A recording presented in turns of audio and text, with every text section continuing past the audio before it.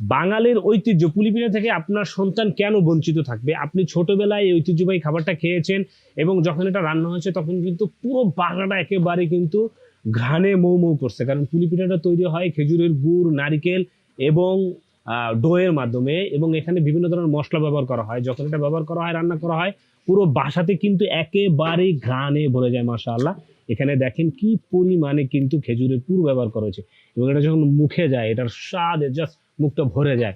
কারণ আপনারা ছোটবেলা খেয়েছেন, জানেন। আপনাদের সন্তানরা কিন্তু এগুলো থেকে বঞ্চিত হচ্ছে। কেন বঞ্চিত হচ্ছে? কারণ এখন আর আমাদের কাজের যে ব্যস্ততা, এই ব্যস্ততা কিন্তু এখন আর এগুলো আমরা তৈরি করতে পারি না, এবং সেই স্বাদটা আমাদের বাচ্চাকে দিতে পারি না।